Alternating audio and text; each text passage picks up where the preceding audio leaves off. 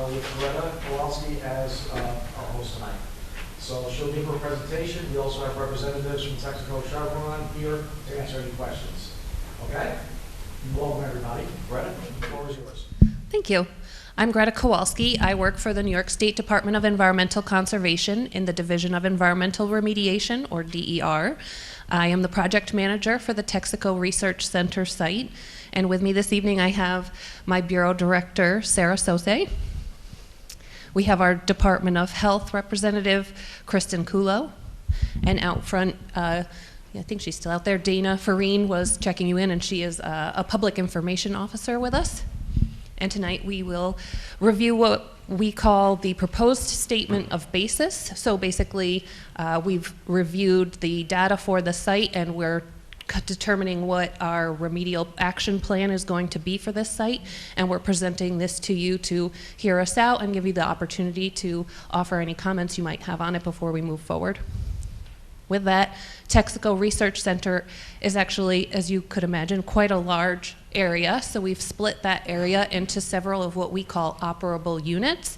And we do that just to kind of break the site up so that way we can have certain areas move faster than others if they're less impacted or anything, and we can make sure that we keep moving the site along as we go through. So tonight we're actually looking at just one of those operable units, and it's known as Operable Unit 3. And it's also referred to as the residential property parcel. And we will describe that in a bit more detail as we go through the slides. So we're going to give you pretty much an overview of the site as a whole, looking at the description and an operational history of Texaco Research Center. Then we're going to look at some of the programmatic details on the department side to help you hopefully understand the process that we're going through and what it will continue to go through. Then we'll get into Operable Unit 3 itself, again, what the remedial investigation results looked like and our proposed remedy for that area, and then talk about our next steps before getting to our Q&A where we'll answer your questions. So the Texaco Research Center site, if you're looking it up on the DEC websites or anything, our site number is 314004. You can put that into, maybe you've gone to like our DEC info locator. You put that in and you would be able to find our project documents for that site. As I mentioned, the site as a whole is fairly large. It's approximately 150 acres. We've split that into two main areas. So we have the main area, which is north of the creek, Fishkill Creek, and then there's the south area. Again, we've broken that into 9 operable units, and we're talking about OU3 today. So you've got the little paper that you saw when you walked in, the figure that we have here. There's also a larger figure on the poster board there, and that's what this is actually showing as well. So we've got this large area is Operable Unit 1E, and it's the back 93-acre property. It's the recreation area. Our main campus, we've got OU1B, which is the former church property.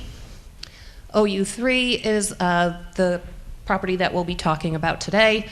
Near that is OU1D, and that's another residential or rail siding area. We've got the Fishkill Creek is OU1F itself. There's the hydroelectric facility and dam property. There's the former tank area, and then there's a Washington Ave road dedication parcel. And so what we're doing tonight is presenting just on Operable Unit 3, and we will have these meetings for each one of these operable units in the future as we prepare to go into remedial action for those. So I understand you might have some questions for other areas of the site, but tonight we're really just talking about that one area and the one operable unit. The facility itself is currently inactive. It is all zoned for industrial use, and that does include this property. I know we refer to it as a residential property, but it is zoned industrial at the moment. The main facility in the past had been used for onshore, non-production, non-transportation laboratory complex engaged in research, development, and technical services related to petroleum products and energy from approximately 1931 till 2003. Petroleum, coal products, and solvents were used at the property in connection with those research functions, so those are some of the impacts that we might expect to see. south of the creek, again, which is where we're talking about with the residential property. There was also that former tank farm, the rail siding yard, the residential properties, and that recreation area. Now is where we talk about, so we have what's called the Resource Conservation and Recovery Act. And when Texaco was an operating facility, they had a permit to operate, and so they fell under what we call a RCRA site. They had that permit from 1981 to 2013, and in 2013 they signed a consent order with us, which put them into a different program. And that is some of what has taken some of the time. As you see, you know, it's been all these years of operation, and now we're in 2026. It's been ongoing for quite some time. We need to make sure that everything we do is going to address the requirements of both RCRA and the state Superfund facility requirements. So looking at RCRA versus state Superfund, RCRA was required corrective action for releases of hazardous waste and hazardous constituents to the environment when it was an active program, versus the state Superfund program, which is inactive hazardous disposal waste sites. And then that's an enforcement program which identifies and characterizes suspected inactive hazardous waste disposal areas where we investigate and remediate those sites found to pose a significant threat to public and the environment. So each one of these programs has a little bit slightly different of a requirement based on it being no longer, it was active, now it's inactive. And so their remedial program is slightly different for each, as well as some of the nomenclature. So basically they all start out with a facility assessment or a site characterization. That was performed, I want to say, in maybe the 80s. We have a RCRA facility investigation and or remedial investigation, depending on, again, what program you're in, and that's been performed.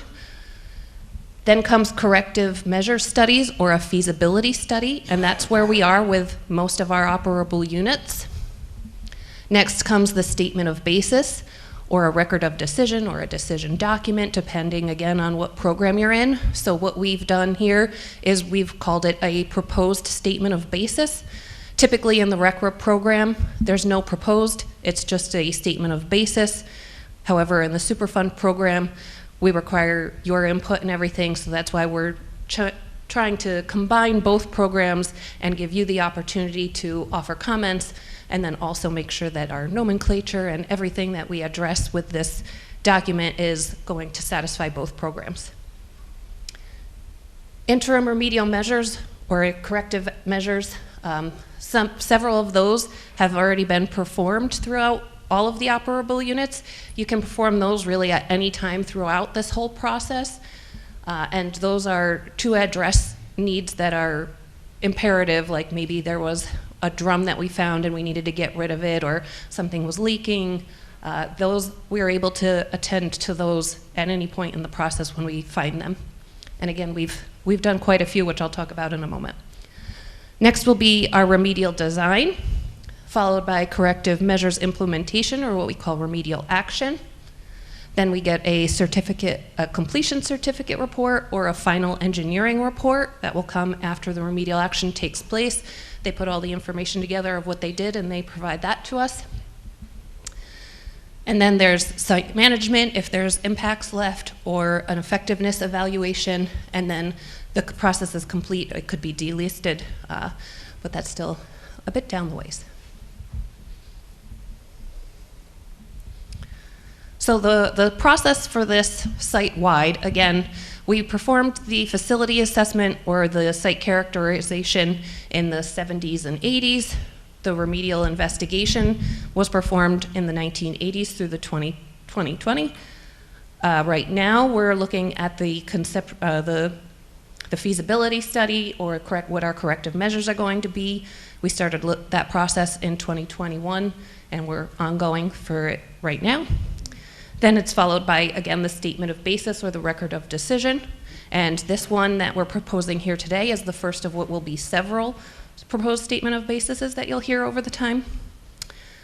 And then we've performed some corrective measures, or those IRMs, the interim remedial measures, We had performed some light non-aqueous phase liquids, so if you want to think of like maybe a gasoline or something's going to float on water, that would be a light liquid that we try to extract. We did some of that in the 80s through 2000. Air sparging from 91 to 1999, so that's where we're putting air into the ground and it's helping to decompose some of the chemicals that we have there. We performed removal of old sludge lagoons on the back 93 recreation area, as well as some chemical burial sites and trash piles that occurred in 86, 2000, 2005, 2006. We've performed excavations on site, building and tank decommissioning in the 2000s and 2011, 2012, and then some asbestos abatement at the site as well. So I understand this slide has a lot. It's probably hard to see, and I'm going to hopefully explain some of my thinking here with the colors. So we have, I'll start, so OU3, it's purple. It's the only one purple because that one's the furthest ahead in where we're at with that whole process. So OU3, what we're talking about today, the residential property parcel, the proposed statement of basis is out for public comment. Remedial action is going to be the next step. The two sites, two operable units that will come next, that we're next closest to be able to present to you, are OU1E, which is the back 93, and OU1B, which is the former church property. So there we've reviewed the remedial alternatives. We've performed additional investigation to really nail down what we think we could possibly do there and what that might look like and entail. And so the proposed statement of basis would be the next step. So pretty much as soon as I'm done here, we'll go and we'll start writing that one for the next, probably the church property next. Then there's a few others. There's 1C, which is the former tank farm. 1D, which is the residential property and rail siding property. And OU4, which is the hydroelectric facility and dam. We've reviewed remedial alternatives for those, and additional investigation is going to be our next step. So we've reviewed what we think we can do there to clean it up, and we believe if we had a bit more information, we could really nail down, like maybe we think the best remediation is excavation, and we think it's got to go to 15 feet, and we want to go and make sure, is that just this area, or do we need to go to 16 feet? So we just have a little bit of tweaks left, so we'll be performing a little bit more investigation into those areas before we come and decide, here's what we propose. Then we've got OU1A, which is the main facility, and OU1F, which is Fishkill Creek. Those remedial alternatives are under review.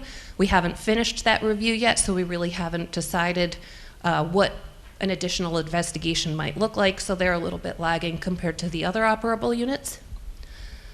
And lastly, we have OU2, which is the Washington Ave Road dedication parcel. And I'm sure many of you are aware they've just redone the bridge in the area, and that parcel had been actually used as some staging for that bridge work, so we weren't able to perform as much investigation there as we had liked. So we are lagging on that, and we still require some more investigation into that area. Yes? Is that second one B? I can't read that second one. Yep, so it's 1A, 1B, 1C, 1B is the former church property. Now, I saw in the tank farm a lot of flags and stuff like that. Is that related to this?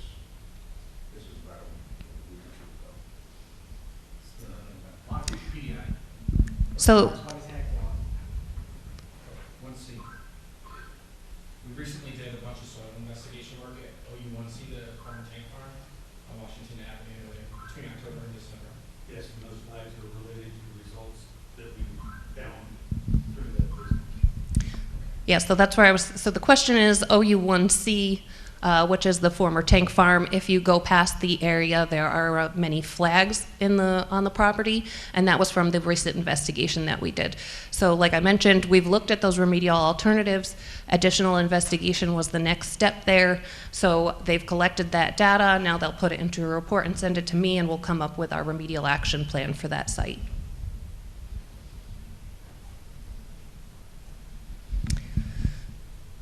Yes? Who's doing the investigating? Chevron or DEC? So Chevron is responsible for the investigation.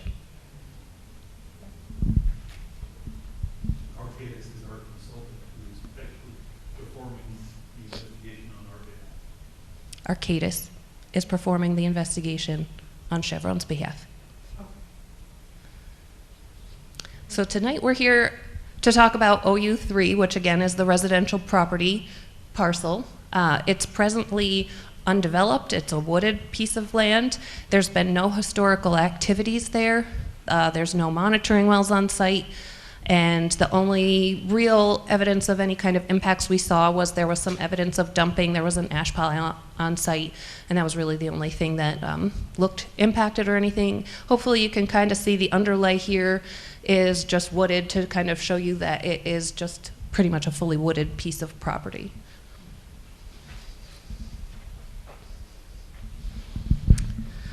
We've performed our investigation of OU3 and come up with some contaminants of concern, or COCs. So a COC, or a contaminant of concern, is a hazardous waste that's sufficiently present in frequency and concentration to require evaluation for remedial action. Not all contaminants are identified on the property are considered contaminants of concern. We looked for volatile organic compounds, or VOCs, semi-volatile organic compounds, or SVOCs, metals, pesticides in soil, and PCBs, or polychlorinated biphenyls, in soil as well. What we have found was that the soil was impacted with those SVOCs as well as the groundwater. Soil vapor sampling has not been performed at this property as of yet because it's vacant and it has no buildings, and we'll hear more about that in a few more slides. When we talk about, okay, we've found these SVOCs in the soil, what are our soil cleanup objectives? So those are guidelined in, they're detailed in what's called 6 NYCRR, or New York Codes, Rules, and Regulations, Part 375. It's a DEC remediation standard, and it provides tables that have soil cleanup objectives. It's table 6.8B, and they provide those values that we need to compare what we find to what standards we set. We have two different sets of standards: unrestricted standards and restricted standards. Under our restricted standards, we have several subcategories, including residential, which is if you think of a single family home; restricted residential, something like a park; commercial, maybe a hotel; industrial, such as manufacturing; and then we also have protection of ecological resources and protection of groundwater. For all of our sites, we compare standards to unrestricted standards to see what would it take to get and meet unrestricted standards. And then for operable unit 3, we've also looked at residential standards and industrial standards, as well as protection of groundwater standards. So if we see something in soil and it's also in groundwater, that's when we apply those protection of groundwater standards, because we want to make sure if it's in the soil, is it getting into the groundwater or not. Industrial standards, we looked at those because that's actually what the site is zoned for. And we figure, looking at that potential site as it's small, maybe it's going to be used as a residential site in the future, potentially, so we did compare those standards as well. There was a background soil evaluation performed in 2021, and I bring that up because, as I mentioned in the last slide, not all compounds that we see on site are going to be considered contaminants of concern. And so we saw a few that looked erroneous, kind of, so we had Chevron perform a background soil evaluation to make sure, was that actually just regional to the area, or is it a potential historical operation impact? When we have groundwater, we compare that to the Division of Water and Technical Operational Guidance Series, or TOGS 111, Ambient Water Quality Standards and/or Guidance Values. And the standard versus guidance value is just contaminant specific. Some of them are standards, others are guidance. When we performed metals evaluation, we took both filtered and unfiltered samples. So when you have metals, certain metals will tend to stick to soil particles. So when you do not filter the water, you might, like if you think of the muddy Mississippi, what we call turbidity, that dirt and the muddiness of the water, that's soil entrapped in the water, and it could carry along impacts that are really soil impacts and not necessarily groundwater impacts. So we perform both filtered and unfiltered to see, is the impact really in the soil or is it in the groundwater? And then we've also had Chevron perform an acetone evaluation, because acetone was seen in samples kind of across the area, popping up here and there. It's a common laboratory contaminant. There are other reasons why we might see acetone, so we evaluated acetone separately to see if it was an impact from operations or if it was just, again, that regional kind of issue. And it was determined to be a regional issue, so you might see in some of our data that acetone is on there, but we don't discuss it any further, and that's because it was not identified as a contaminant of concern. So looking at what we actually saw in the soil, we had, again, those SVOC, or the semi-volatile organic compounds, impacted to a 1/2 foot below grade. And it was associated basically with just that ash pile that we had seen on site. So we had this one soil sample here that had exceedances of those residential standards. And then we had 2 other areas where they exceeded unrestricted.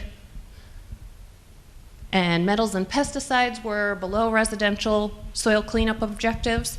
And again, those residential is what we are targeting for this site for a potential future residential use. Yes? Are you testing the houses next to that parcel, or no, that's not in the equation at all? Because if there's a contamination there, I don't understand how it doesn't cross the border and go over to their property, or across the street, or any of that. So the question is, if we're testing the adjacent properties, since we see impacts at this site, will we see them at other sites? And that's got to do with somewhat of who owns the parcels. We can go and we can ask, hey, can we collect soil samples or groundwater at your site? But it would be up to that parcel owner to agree to that sampling. And I'm not sure how that went. I can tell you that I don't have the data for it. I don't know if anybody else wants to say. The PDI work we did to follow up to delineate that one particular location. Yeah, and that's where you'll see, so he was just mentioning how we came up with, we had our remedial investigation, it showed these results, and then we come and say, we think we can remediate this by excavating this area, but then we do what's called a pre-design investigation, so we collect that further data. And in a few slides, you'll see that we have soil samples from around this one soil that's impacted, and those were clean samples as well. So we have identified just this small area that needs to be remediated. You didn't need to go to the neighbor. And you didn't need to go to the neighbor. And we did, yeah, we did not need to go to the neighbor. Samples around where we have an impact sample. Yes. So we know that it's contained within that area. We think it's contained in that. Well, so you'll see in a few more slides when we get to the remediation. I'll have another slide. We've looked at the groundwater as well.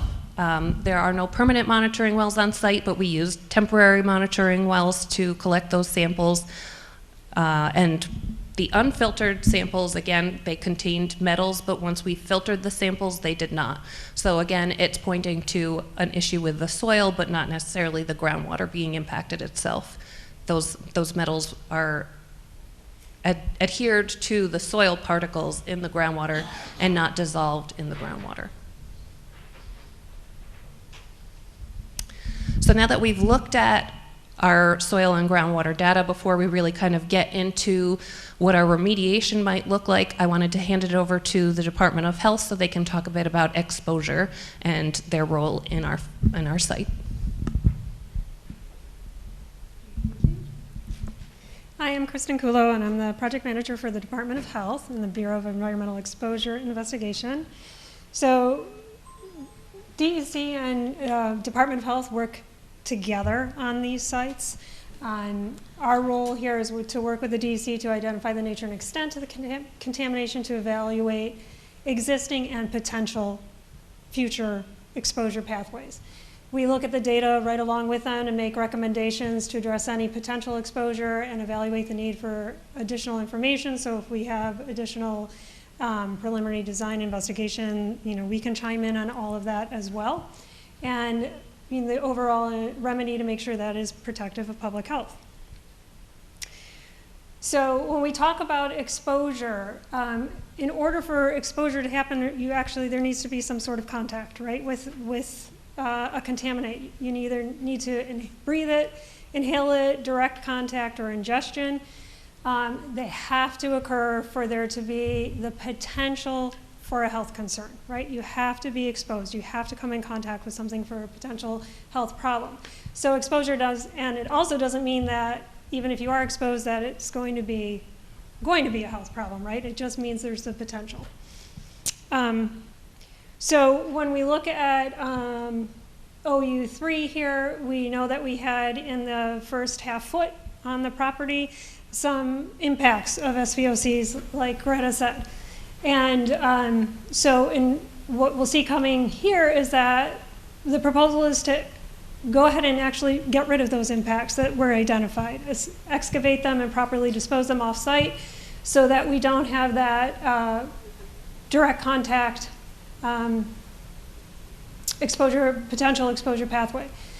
When they're doing work out there, any ground intrusive work, we also have at all sites a community air monitoring plan. So we have actual air monitoring for volatile chemicals and dust particulates, both upwind of the work and downwind, just to protect the community that's around the area, so that we know that it's not leaving the immediate work area.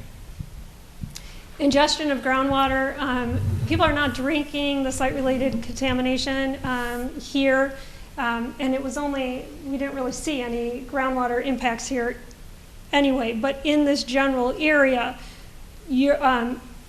water is provided through public water. You're not on a private well. And so the groundwater in this area is not actually going to be ingested for drinking water.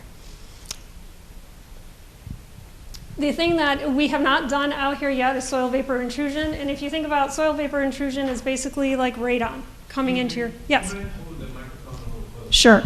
Oh, there we go. I can hear it now too. Sure. Soil vapor intrusion, if you think about radon, it's a gas coming into your house from below, right? So that's what happens with soil vapor intrusion when we're thinking about a volatile chemical that can move from the subsurface in through a home or a business into the indoor air and have impacts. We don't have this is a vacant property, so soil vapor intrusion at this point is a moot point because there's nothing for it to intrude into, right? There's no development out there. But should this parcel be developed should there be development on this parcel, an evaluation for soil vapor intrusion will have to happen. That will be part of the site management plan for this parcel, so that will be evaluated. And if it seems like this could be an issue, then there'll have to be remedial actions for that. Okay. And so overall, the investigations, we looked at the pathways for ingestion, for direct contact, for inhalation, which is soil vapor intrusion coming down the road, and provisions will be in place to ensure that actions have been taken, that those that are taken will remain in the future, and that we agree that the proposed remedy, which is coming up here, is protective of public health. Okay, this is my information. We'll put that back up too if you have any questions, and I have cards as well. Be happy to hand that out. Okay. So I just have one question, Jeremy. With that soil vapor intrusion? Yes. Give me an example, if you can, of what remediation would be. I buy the property, I'll dig it see, now I got this soil vapor. A radon system. What would you do? A radon system. You know, a radon system is a remedial action. That's pretty simple. So what that's doing is creating a vacuum underneath. So what it does is, you know, so soil vapor intrusion is because either the groundwater is contaminated or the soil is contaminated with a volatile organic compound, right? And volatilize, it means, you know, off gases, right? So that in order to, it's off gassing, it's moving up through the ground surface to the atmosphere. Your house is over it, it's going to move up into your house. A lot of times when we're running heat, so we like to do this in the winter because when you have your furnace on and your warm air and it's coming up and it's creating a stack effect in your house, right? And that's the time when you can when we would see the soil vapor intrusion potentially happening.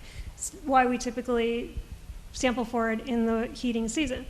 But so what we do then is create a vacuum underneath that slab that pulls the air out from underneath and then releases it to the atmosphere. That's what radon systems do, right? They put horizontal piping under there. It's perforated. There's a fan in the system that's creating a vacuum that's sucking that air out and releasing it above. So it prevents that stuff that's coming up from underneath from going in because it's getting trapped and pulled out instead.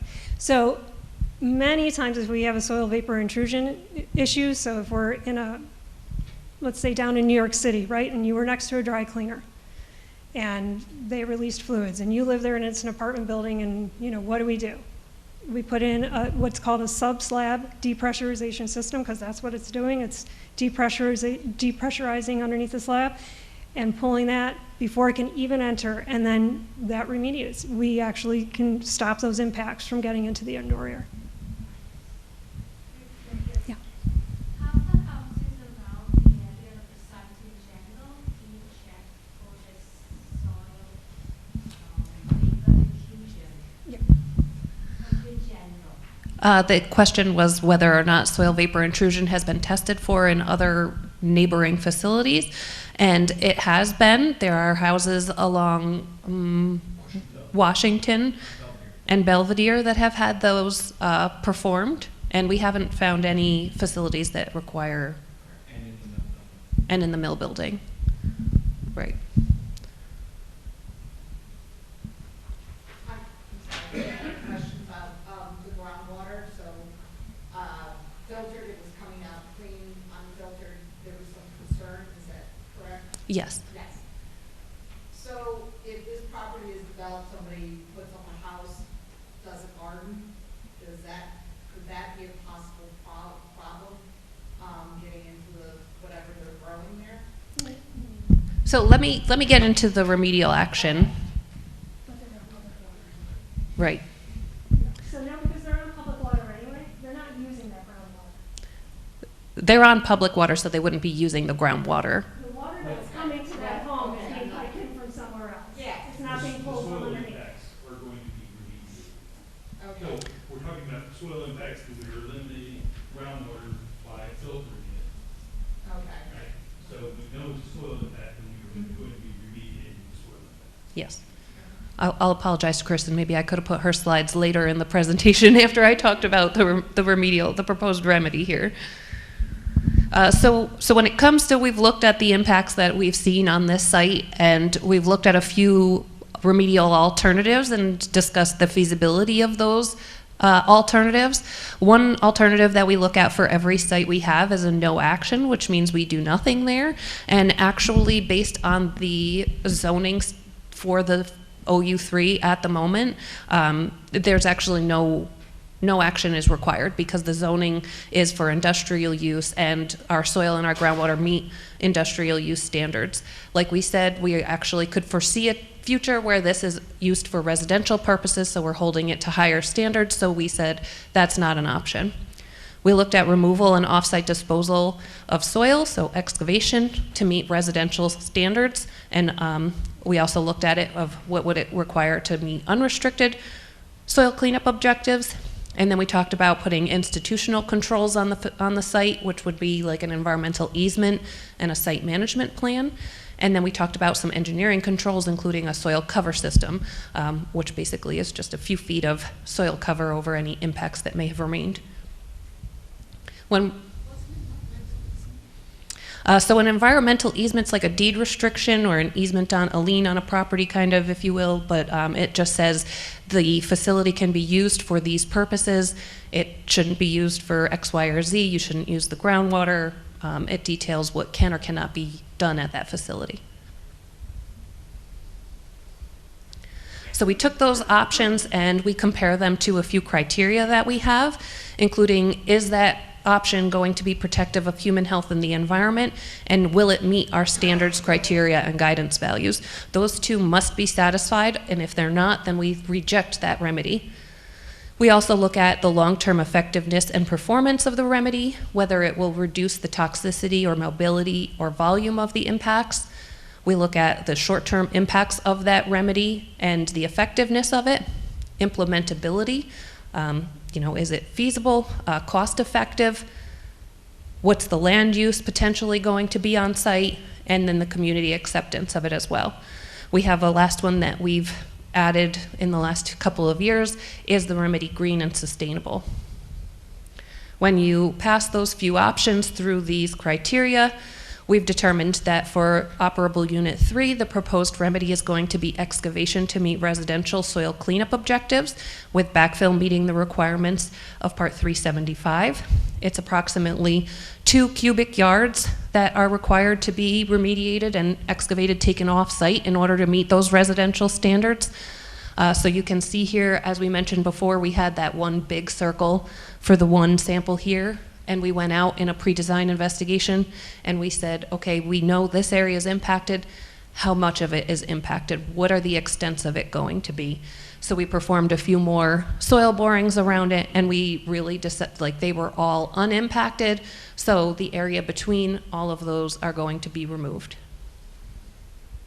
Cleaning up, taking away those soil impacts is going to have an effect and also be our groundwater remedy. Again, there's no exposure to the groundwater. By removing the soil that's potentially impacting the groundwater, the groundwater will naturally attenuate.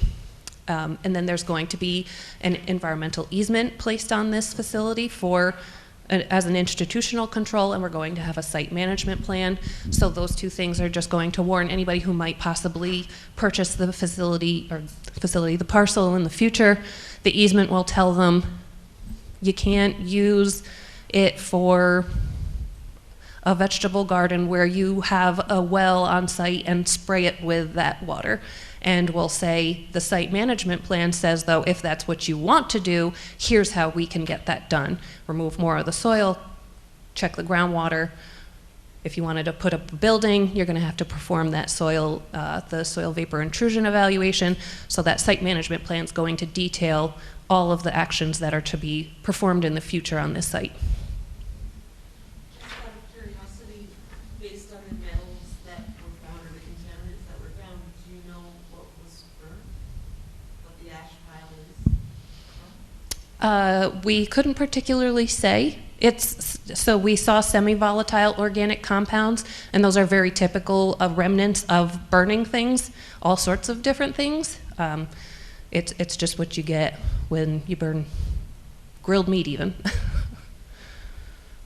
So we couldn't really tell you.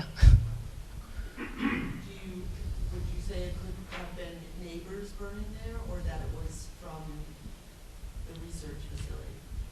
Is It that would be speculation on our part to determine the source. We just know there was an ash pile there. Yeah. And we got tested.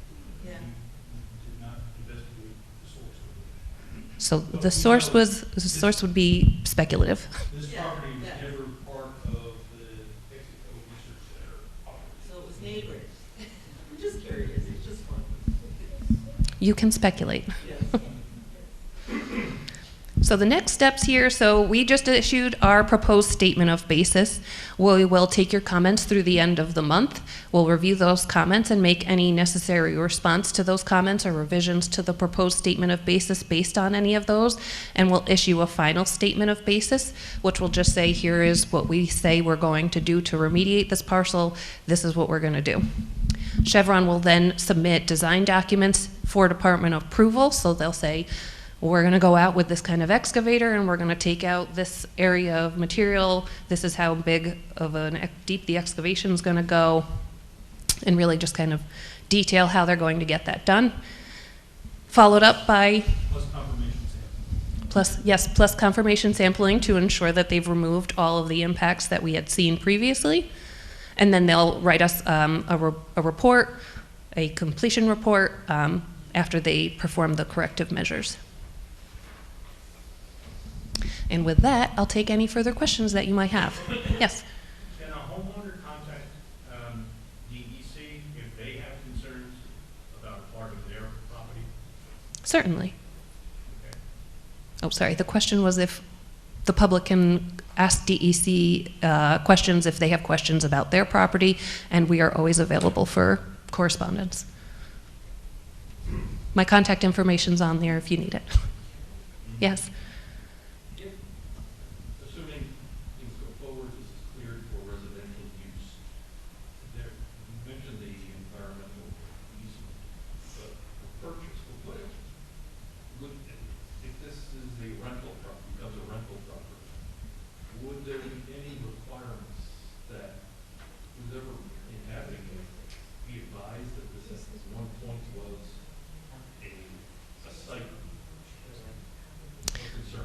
So prior to them being able to rent it, most likely they would have to put some kind of structure or building on there or anything, and the easement and the site management plan is going to tell whoever's developing it what needs to be done there, and they might at that point decide to clear cut the whole thing and take out any of the remaining soils and get a certificate of completion on it. It would be up to the developer at that point to decide if they wanted to further progress any of the remedial action that's been done. If they do choose not to, then they would have to, tell people who are using the property that it can be used for these purposes, and here's the easement that states that legally.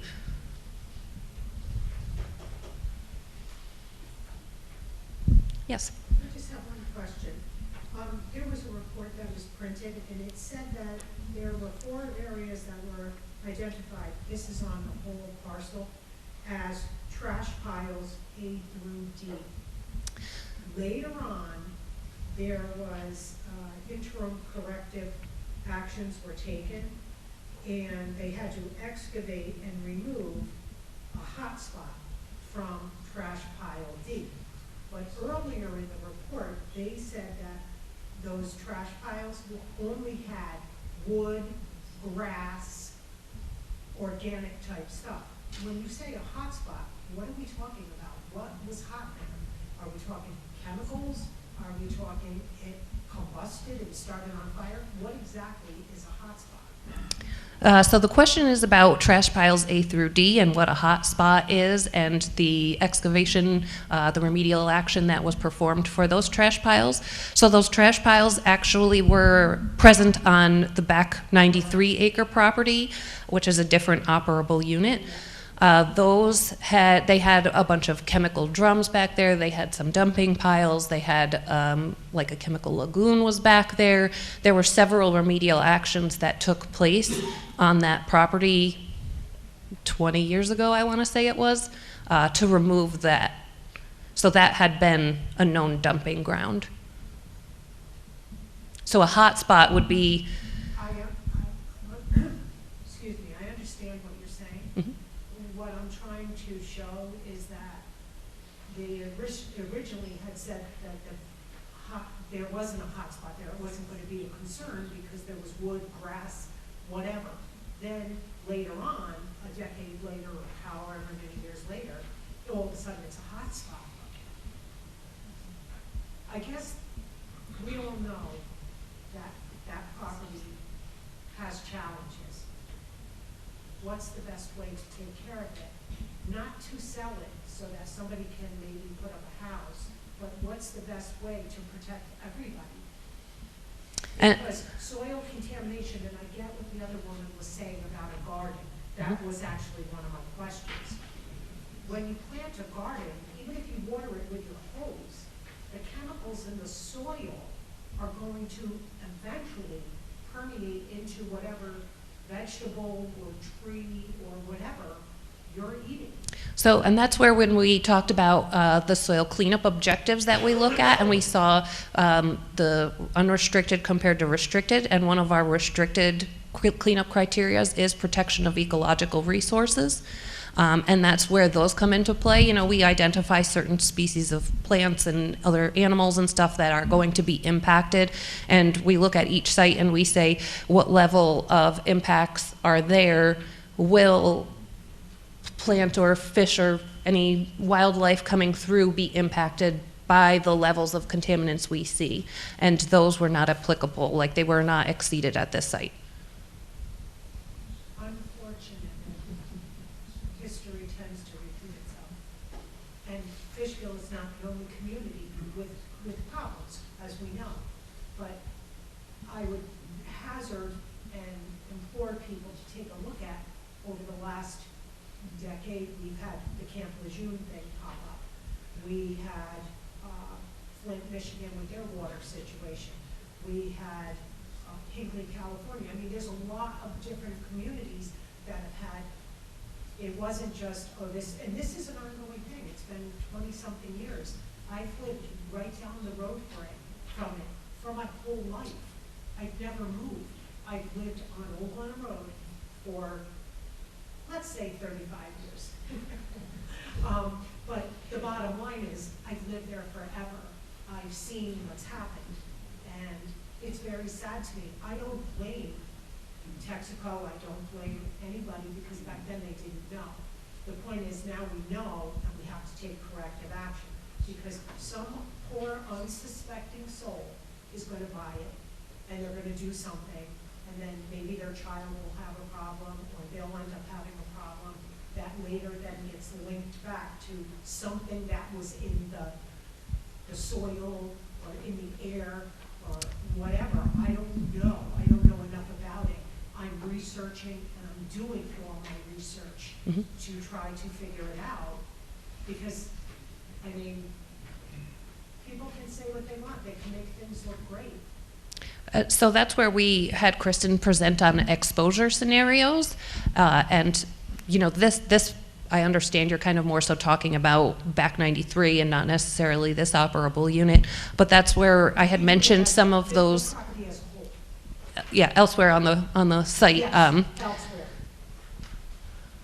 So that's where we were talking about those exposure scenarios, and I said earlier how there have been interim remedial actions or interim corrective measures that were performed, such as the removal of those trash piles, removal of drums, excavations that have been performed in the past, and that's again why we split the site into these operable units, so we can take care of what we saw that were imperative to be remediated for environmental or human health, and we've taken care of those so that we don't have exposure scenarios.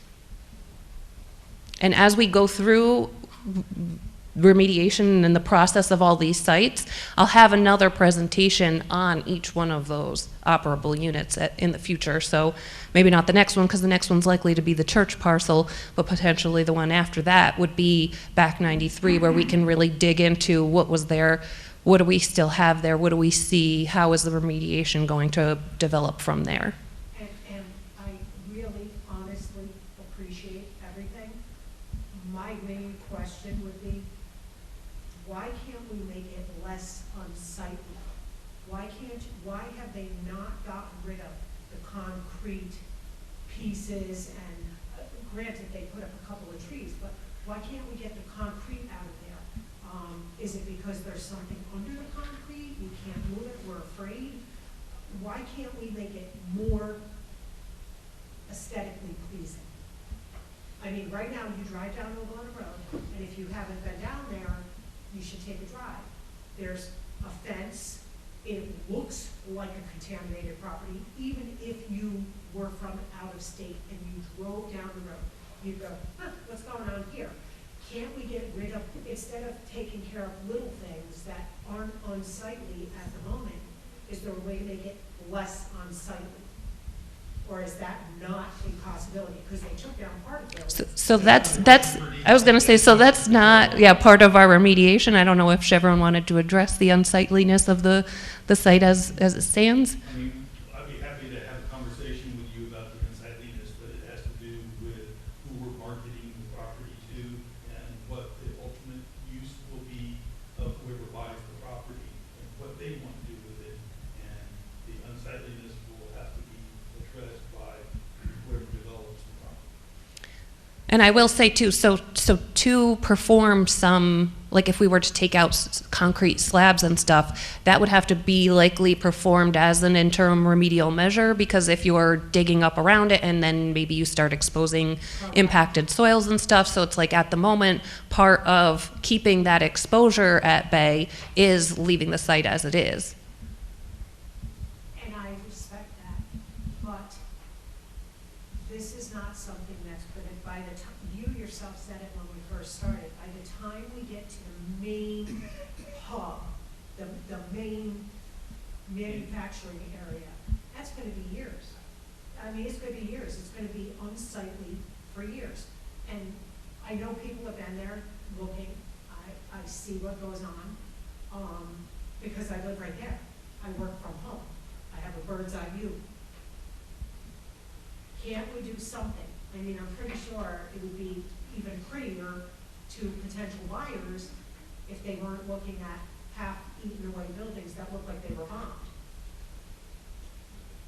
I think again, you know, Chevron's offered to discuss that. That's an appropriate question, but for the purposes of this meeting, it's sort of not germane to Okay. what we're discussing here, but I'd still be happy to have the conversation with you after the meeting. Thank you. From the surface, That's going to be my first question. Yes, it is. how far down do you have to go before you reach this contaminated? So for the operable unit that we're discussing tonight on the residential parcel property, it's from 0 to 1/2 of a foot. So if you were to go into the woods on the property right now, So if you were It's to at the plant- surface. it's at the surface. If you were to plant like radishes and carrots and stuff like that, it could possibly, potentially. If we don't clean it up, that's true. But we're going to remove what's contaminated. Regardless of whether it's city, we call it city, or you have a well. If it rains hard and the soil gets wet, do those contaminants rise? So at operable unit, let's go back to here.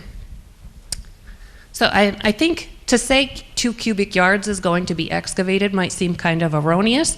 So for your information, like these points here are about 10 to 15 feet apart from each other.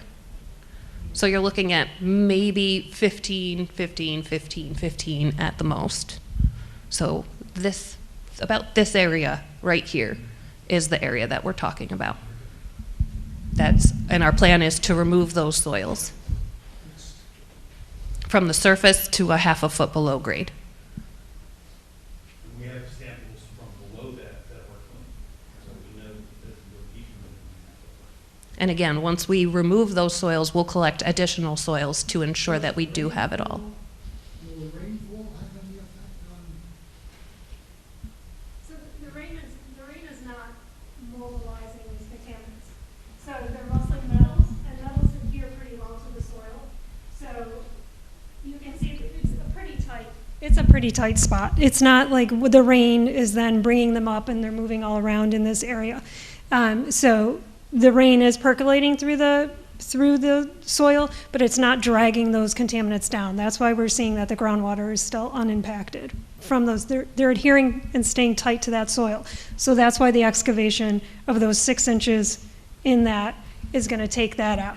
And when we look at, I just want to come back to the fact that this will be, when an easement is put in place, the easement's going to say it can be residential as long as it goes along with the town's zoning, but the easement's saying as long as these are allowed under zoning, it's residential. It could be restricted residential, which could be an apartment or something like that. But that means that it has, we believe, based on all our sampling, that what is out there is conducive to the activities that happen with a single-family home. A garden, kids playing, whatever. We believe that it is cleaned up to the appropriate level, that those activities are okay to do on this parcel. So from residential, from an apartment building to commercial, it goes in those stages. So a garden would be, once this has been excavated, a garden would be okay to have out there. It's an okay use at that property once this remediation has happened. If you could go back in your life a couple of years, Mhm. where you're newlywed and you have 1 or 2 little kids. Yes, I would. Yeah, absolutely. We had another question. Yep. How long ago did the Texaco place close down?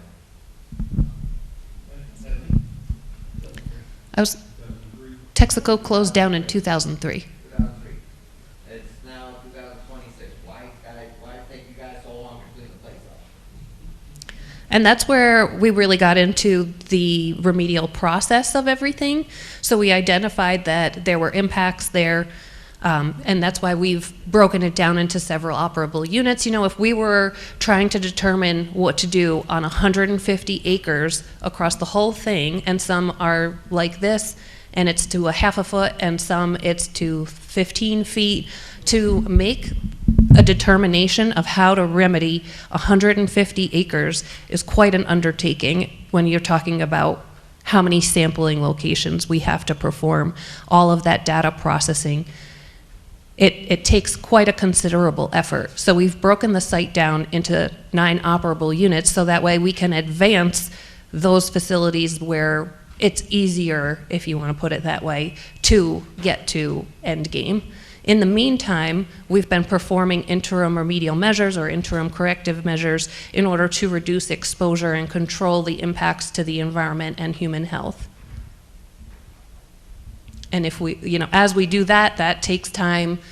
If you're remediating, you're not investigating, so it kind of pushes along a timeline. It's just, the process, particularly I know some people are community group members here, and we've been talking about this proposed statement of basis for probably 2 years now, and I tried to go through that today of, because this site was in the RECRA program and a state superfund, it requires both of those programs to be addressed in the way that we document things, and it's just some extra effort for this site in particular to make sure that we address all of those.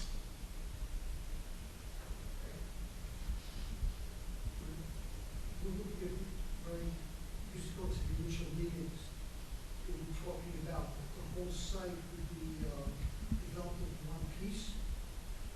That was my understanding. Is it now considered that we sell off piecemeal? If you go into, you're looking at different sections at a time? So the question is, because we have the operable units, we used to have it all one thing, and was the development to be one aspect, or is the development going to be broken down? And really that comes after remediation. So the department's stance is, we're here to make sure that the site is meeting our standards, that there's no exposure issues, and working on the remedy for it. What comes after we clean it up really doesn't have to do with how we are processing this site, and that's something that I know Chevron has spoken to in the past. I don't know if you feel like you would like to say the spiel today, or? Our marketing strategy has not changed. We still sell all. If somebody is interested in this site, what's the process? Do you continue with this, or just get suspended, or does it get reset? You start, what's the plan? So the question. If somebody's interested in purchasing a site, Yes. So the question is, we have an interested, say we have an interested purchaser, how would that affect our remedial plan? And it wouldn't necessarily affect anything or take any additional time or anything. Really, what that would entail is an agreement between Chevron and the purchaser of who was going to be performing the remediation and who would be responsible in the future and financial details and everything, but this would continue, and particularly why it's taken some more time with the RECRA program. When we say this is how we're going to remedy the site, we have to do that remedy. We cannot change it. In the state Superfund program, we're allowed to produce what we would call an amended remedy, and we wouldn't be able to do that here. If this is what we say we're going to do, we have to do that. So that's why we really want to dot our I's and cross our T's with this site, because we have to stand by this decision, unlike a different program where we might be able to say there's newer technologies now, there's better things, there's different potential use in the future or anything. So what we're writing in this proposed statement of basis is what's going to happen, unless, you know, we change it based on public comment. But the legal answer is that we cannot sell our liability. As far as the state is concerned, Chevron is the responsible party. We can contractually get someone to do the cleanup for us, but that's a contract between whoever, with us and whoever we sell the property to do the work. But as far as the state is concerned, Chevron is always going to be responsible. So, building and so forth, development, really can't progress on any of these parcels until this remediation is complete. Is that correct? They could potentially be performed in step with it, but at the moment, we are progressing with remediation without that development aspect. What metals did you find? I'm sorry, there was somebody behind you. One question about, you were mentioning that the ones, the operating units that you're currently remediating are the easiest ones to deal with. So the other ones, am I right to understand that there was remediation done in the 90s to a satisfactory level of public health? But then I'm trying to curious, because you're saying in your document it said there's still remediation investigation being done on some of these other operating units. But am I understood to understand there's been already a level of remediation? Or are they still, what's that, where's that at? So the question is, I mentioned how we've performed some remedial action at our interim remedial measures at the other facilities, and that now we're at the point where the easier ones are being taken care of. So we've investigated the entire site, and we've addressed what we consider those hotspots, places that are exposure concerns. They're exposing the environment, they're exposing human health, and we've addressed those issues up front. What we're looking at now is, you know, to tackle the main campus, where it's 50 acres versus a half an acre site. This one's just gonna go faster, like let's get it done and out of the way, because otherwise this one also then sits, and they all have to sit at some point, right, as we're like going through this. So we're just trying to like take bites out of the apple that are manageable and that we can, now that we've addressed those exposure concerns.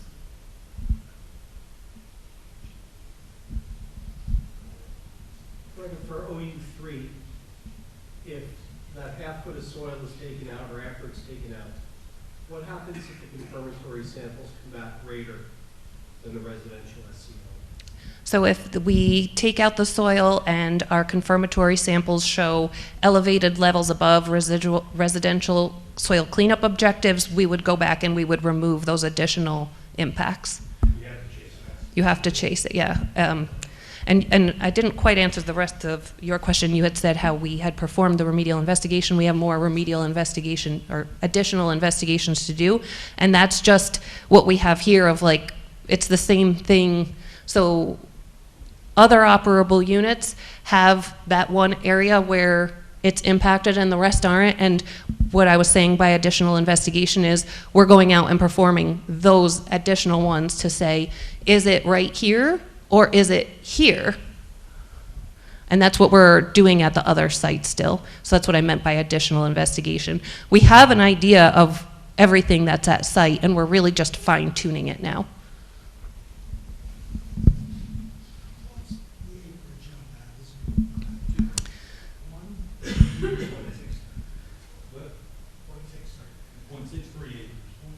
OU3 is 0.63 acres.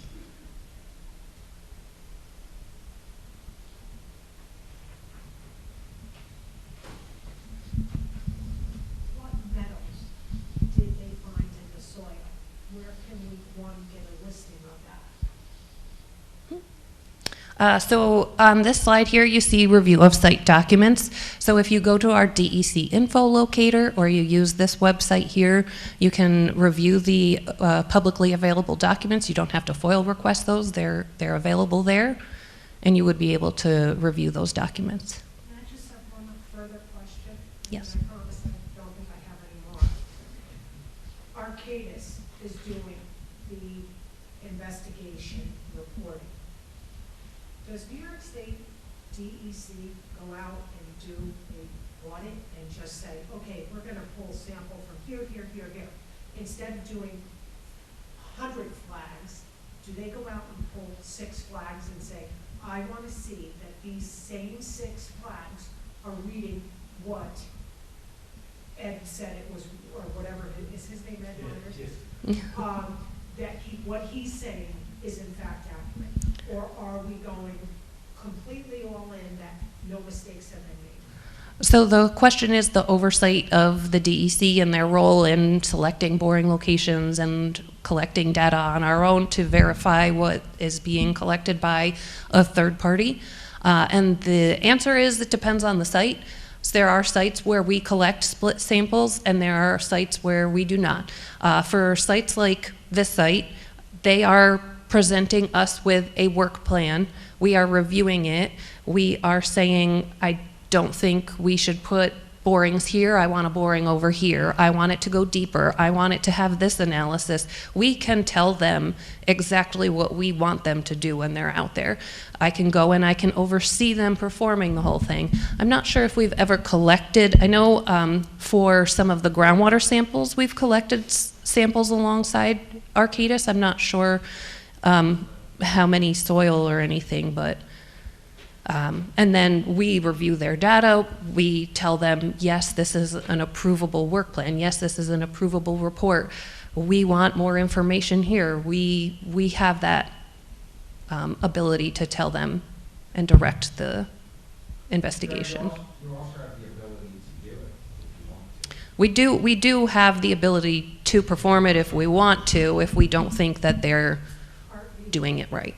Partly of my question would be, who pays Arcadis? The question is who pays Arcadis, and that's Chevron. So he's hired by Chevron to give you a report, to report to And- the state the potential hazard to the community. And Chevron's also paying for the state's time to review those reports. So go to that website. Hmm? I was gonna add, that's one of the reasons the RIR phase took so long. There's a lot of additional requests, a lot of areas that need to be double checked. Well, I'm sorry, what? I was gonna add, in regards to the DC and then they're asked or request for additional information, that's one of the drivers why so much time has passed in the RIR phase. Remedial investigation phase took 20 years. Right. One of the reasons is because there were additional requests by the state to go and put wells in this area and to perform a VI investigation in this area and to do various different soil investigations and additional sampling. So it takes a lot of time. And part of that too was we started getting the reports and we saw what the data was coming back, and some of it may or may not have seemed correct or erroneous or whatnot, so that's why we performed, in addition to the remedial investigation, the background soil investigation and the acetone study, because we were seeing some arsenic or something in the soil. And is it based on historical operations or is it native to the backfill in the area? So that takes additional effort also, and then once you get that data, you have to compare it to what you saw and then say, again, what makes sense? What are we actually seeing? It's a lot of data interpretation and analysis. I understand that, and I do understand the wheels of government move so pathetically slow. I think it unsightly, then people wouldn't be like, oh God, when are they gonna get rid of this eyesore? It would just be property that, you know, You could buy it. for a dollar. I have one, well, actually, probably two questions. First of all, how many people who've been sitting here have been to just about every one of these meetings that has gone on for 20 years almost or more? Okay.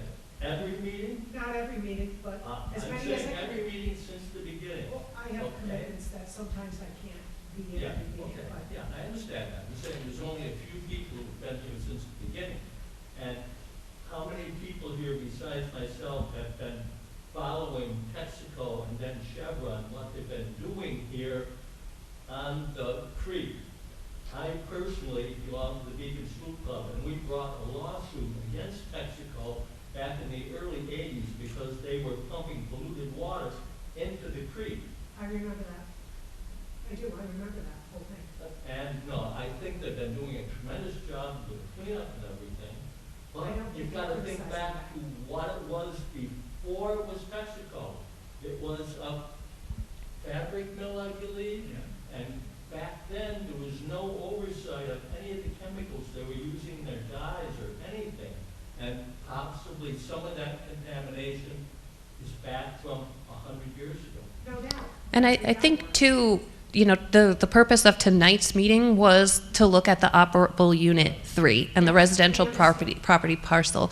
And I think once we have these meetings for something like the back 93 or in the future when we have it for the main campus and you really get to dig into what IRMs, what measures have we performed at those facilities to date, a lot more of this timeline will come into creation and make a lot more sense of saying, wow, that's a lot of effort that you've done. You know, we talked about what posters do we want to have available today, and it was thrown, do we put a poster where we show every single soil sampling or groundwater sampling, and we said it would just be a black blob. Like we've collected, I don't know if you have an exact number of how many soil samples, but it's got to be in the thousands.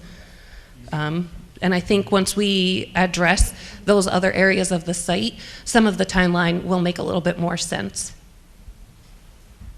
Again, I just want to reiterate, I don't think anybody here is throwing blame at anybody. We didn't know 100 years ago, nobody knew. We have a problem today, and it needs to get solved. There's however many people, and then there's a lot of people, in all fairness, who didn't know about the meetings. And so, Did you have something? No. Oh. I have a question, but it'll have to be Okay. I don't know which everybody's starting.